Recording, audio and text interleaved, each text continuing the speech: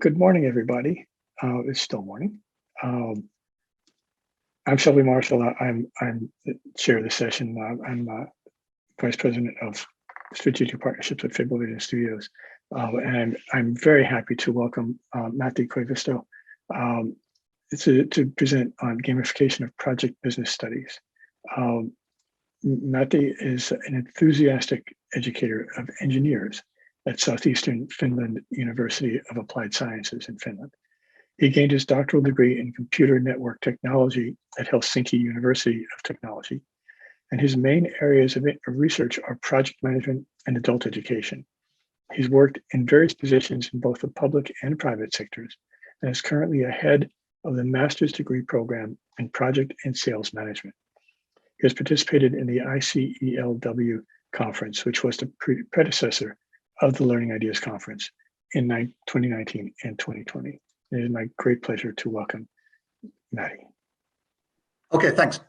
Okay, thank you very much. I will keep on in the same topic that we had this great panel discussion, but I'm not talking about a game, but gamification. So what is important to recognize the difference between these two. And for that reason, I will start with the key concept of my presentations. I want to make clear separation between a project and a project business, and game-based learning and gamification of learning.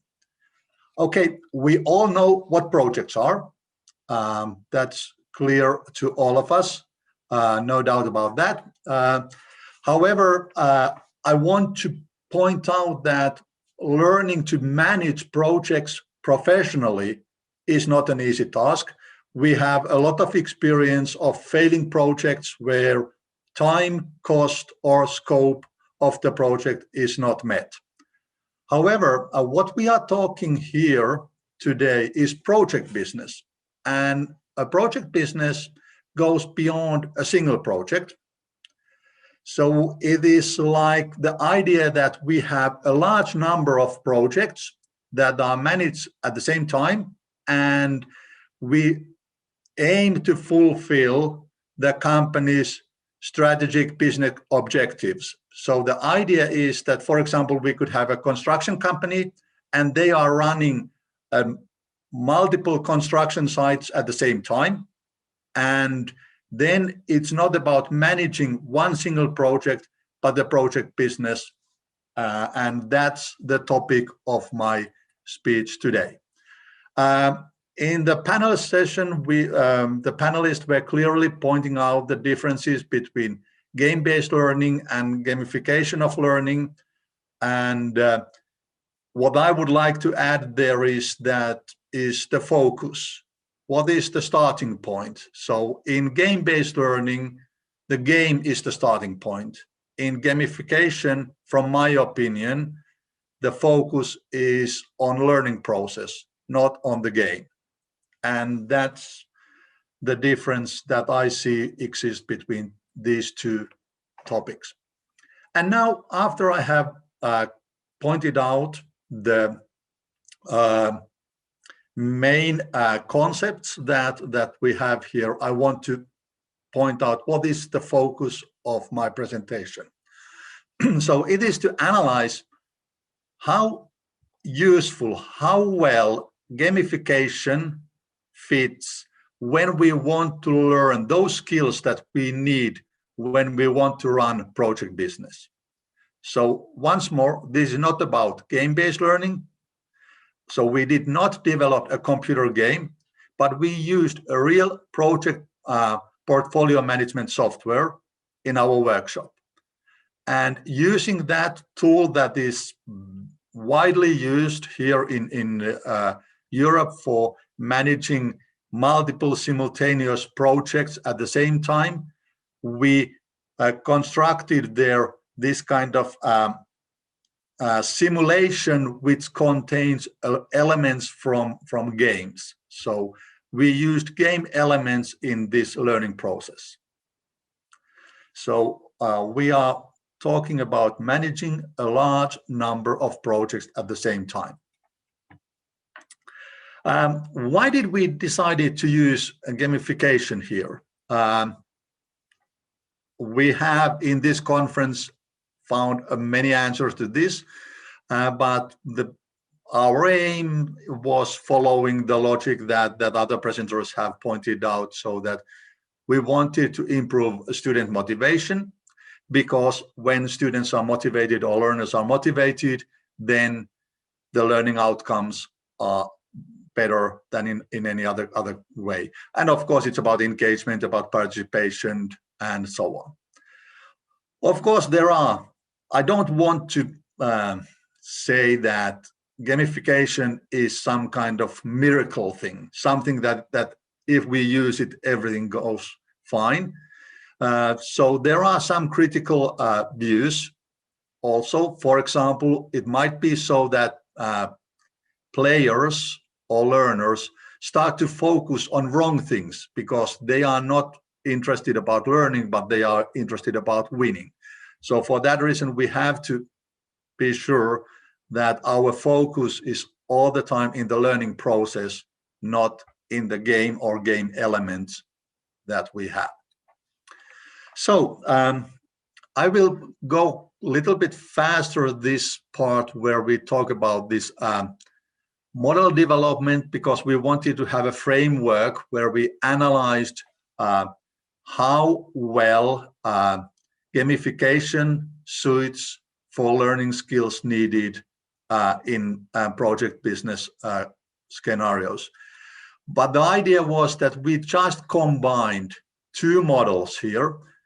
One model which was developed to analyze the success factors of a project business company, and another model which was modeling gamification of learning. And we just simply took these two models and put them together so that we were able to have 4 elements which were the key success factors for project business, and then 3 essential elements for gamification. And this 7 elements framework was later used to categorize and analyze data of our experiment. So this was just the model that we used to analyze the data that we collected from our workshop. So what was our learning workshop about? How it was implemented, how it took place.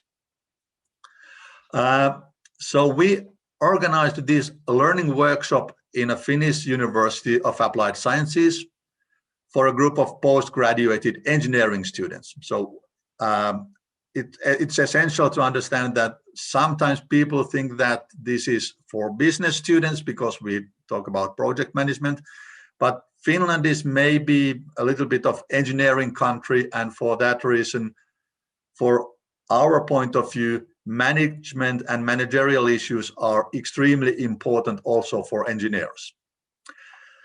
And in this workshop, the students created teams, about 4 or 5 students, and their task was to manage a project portfolio of a fictional company. The idea was that we had multiple teams, and each team was like managing one country or companies, one subsidiary in one country, and then they were reporting to me, and I was like the CEO of this international company. And during the exercise, the students in their teams carried out typical portfolio management tasks. They had to allocate resources, they had to do scheduling, of course, reporting. They have to prioritize issues as well. And they used this project portfolio management software, which is created by a Finnish company, Thinking Portfolio. And the idea is that this way, they were actually doing exactly the same kind of things that they typically do at their work, because all the participants were adult learners with full-time jobs. And the requirement for entering to our master degree program is that they must have worked after gaining the bachelor's degree at least 2 years in the field of engineering in project organizations. So for that reason, the starting point is that our students or our learners, they really know what it's like to manage projects in the real world or in their jobs. Of course, we had also very experienced learners which had something like 20 or more years of experience managing projects in their companies. How this workshop went, we could say that there were 4 steps, and the major step was the step 3. Step 1 was that the instructor revealed the theme and the narrative of the workshop, and this way students understood what this is all about. And every student was also a project manager. They had their own projects that they were responsible for, and they had to add this information about their own project to the project portfolio, and then they allocated the optimal resources for their projects. However, because there was a limited amount of resources in the steps 3, when students shifted their view from a single project to the project portfolio and the success of the whole company, they understood that they have to prioritize which projects are more important than others. And it's a really funny thing to recognize that even though these were not the real projects, they were just like scenarios that we have created here, every student started to love their own project. And it was very difficult for them to accept that they have to delay or postpone their own projects. But that was part of the task, and that's very typical situation in any organization where you have multiple projects going on. And of course, project managers want to take care of their own projects. But the whole idea of the workshop was to recognize that we have to go beyond one single project, and we have to think about the well-being of the company as a whole. And of course, there were like new orders from the company headquarters, which affected this workshop here. And there were multiple subtasks, and it required a lot of cooperation, negotiation, and decision-making inside the teams. And the idea was that we, as an educators, we didn't say how they should solve these issues. It was the students' task to find the rules, how they work, how they handle it. They all groups had like one room of their own. So this was still time before pandemic, so we were still able to do this in classroom, this part. And then the step 4 was reporting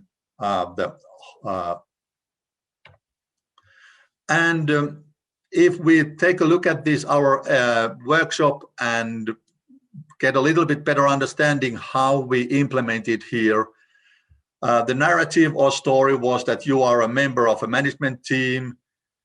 You must run the project business of a company. We provided short demos and then learning videos for them so that the students were able to carry out the task they had to do. If they didn't know how to do it, they could take a look at the learning videos. And other essential issues were that we wanted to have here time pressure, so we had a limited time, well, what is important to understand, the decisions in one project affected others, so there were consequences, and the wrong resource allocation, for example, led to loss of bonuses and so on. So this is just a screenshot of the software. So we were able to see the project at this kind of portfolio level. So each line here is a project of its own, and we can see here the schedule, scope, costs, if things are going well, budget, and all that kind of things, priorities, and what is the stage of the project, and so on. I will not go in the details of the software. Sorry, just clicked the wrong place. So, and then the idea was that, for example, in the resource allocation, the software was pointing out that if there were, for example, in 1 month, too much resources used, then the color here was red. So they were able to recognize that, okay, we don't have enough resources in this month, and they had to do some changes again to make things go further. So the methods that we used here was so that after the 6-hour workshop, student gave written feedback, and we get all in all almost 360 feedback sentences. And then we analyzed 2 different ways. We used content analysis and sentiment analysis to find out what was the student's opinion about this exercise. And we used also machine learning here, 2 different ways. First, we used machine learning to validate the framework.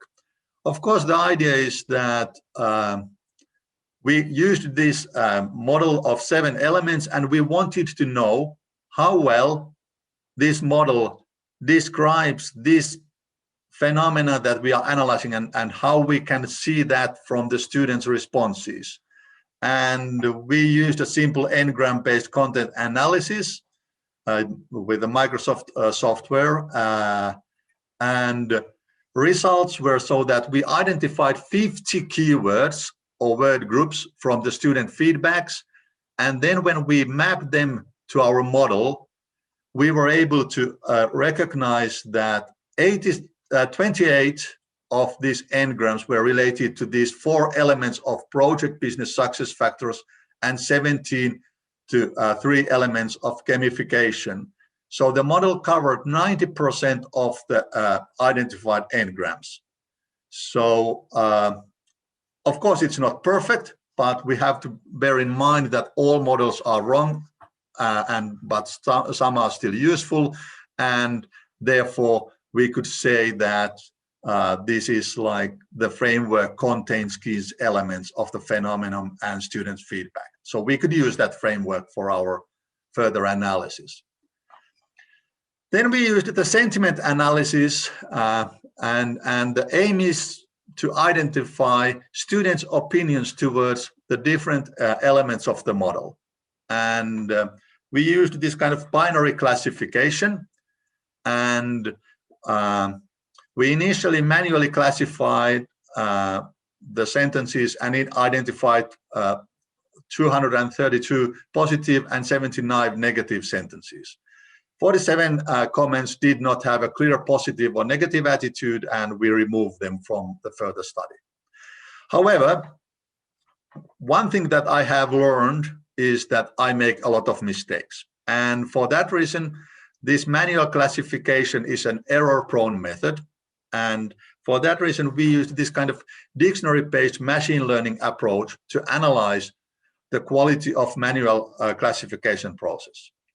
So we used supervised learning with a neural network algorithm and created a binary classifier.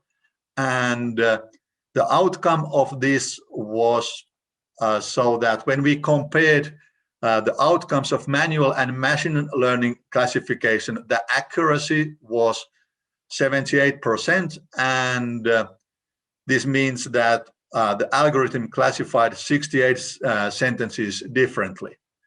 And then we went through all those sentences that we had different view, I mean, we as a human beings and the machine, and we found 3 clear errors.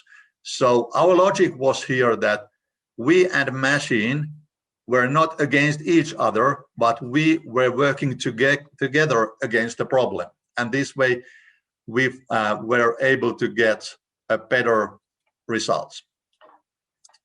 So what we have done so far, just want to sum it up.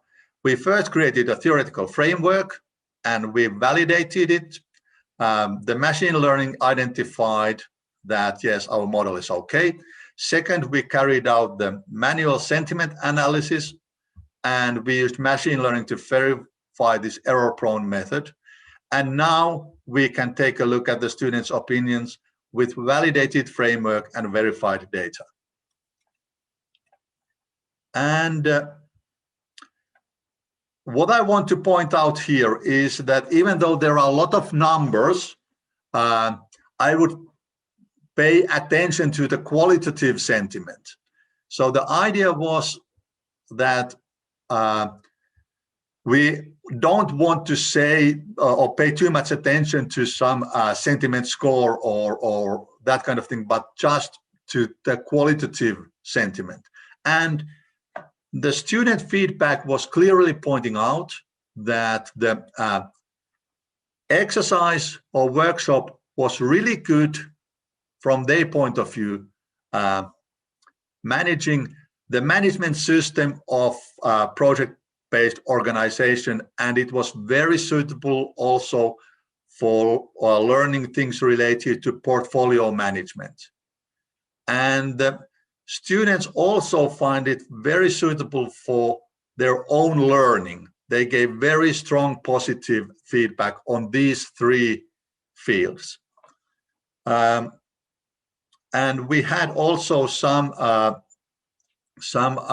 moderate negative, like, for example, customer and supplier management was something that was not so well handled here.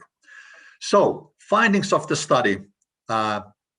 First, the study demonstrated how to support manual content and sentiment analysis with machine learning. So for us, machine learning was just a tool. It didn't give us any answers. It was just a tool that we used. Second, the study provides valuable information from our point of view on gamification of the project business education. All in all, students find this exercise very positive, or the feedback was positive, and they really said that it was very good method to learn how to create and operate the management system of a company, how to manage a project portfolio. This means allocating resources, scheduling the task, and prioritizing the projects. But we have to admit that there is still a lot of work to be done. Our current system, it is less suitable way to study financial management and customer and supplier network management. So I have almost used my time. This is my last slide. That's all, folks.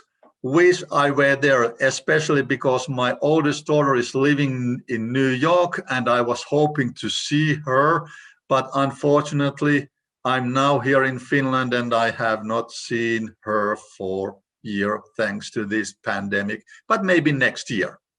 But if there are any questions or any comments, I'm more than happy to answer them. Wow, thank you. That's really interesting. And while we wait for any questions to come in, I wonder what are you going to do next? You know, it seems as though you have really learned some useful things, and the notion that some of your objectives were not met as well by the gamification. So have you already planned out any modifications to try to address those aspects? Absolutely, because that was the whole idea of this research, because we want to do better. I mean, we can never be satisfied. The day when we say that we are ready, it's over. I mean, the game is lost. So from our point of view, and we discussed after that also with the students, because we have to bear in mind that they are like real professionals. They can tell us also what we should do better. And what we recognize is that the students will next time do the tasks that are related to managing a single project before they come to the workshop. This way we will have more time for this teamwork. That was the key part here. And then we are adding here this stronger emphasis on the financial elements. Now we were not doing that well enough. We tried to do that, but obviously we didn't do that as well as we would like to do. And that is the thing that we have now started to plan, and we will run this workshop next autumn, next time. So it means that we will get more feedback. And also we have talked about this manufacturer of this software, that how we can modify it a little bit better to fit our needs. They are not like changing the software, but they are changing the configuration so that this cloud service will serve better our needs. So the way you mapped out the gamification elements and how you matched, you found a way to basically bring each element into your program was wonderful. Are there specific gamification elements that you think will need to be modified as you go to address these weaknesses? Yeah, well, one thing that we recognized that we did not expect to happen so much, that students wanted to know how other teams are doing. They would want to do that at the real time. I mean, not so that they will get like snapshots that how they are doing now, but they want to do it at the real time. And that's the thing that we are like able to do. That was exactly the thing that I said, that we are, with this manufacturer of the software, we are like able to modify, so that there will be this kind of dashboard where they will be able to see how they are doing, how the other group is doing. And that is like, we don't want the emphasis to be in a competition as such, but on learning. But in a way, it maybe motivates them more when they see that they are either lagging or leading or something like that. For sure. Oh, that's great. Well, I look forward to seeing you next year in New York and hearing more about how things have progressed and as this project unfolds. Yeah. Okay. Thank you very much. Delightful. Thank you so much for bringing this to us.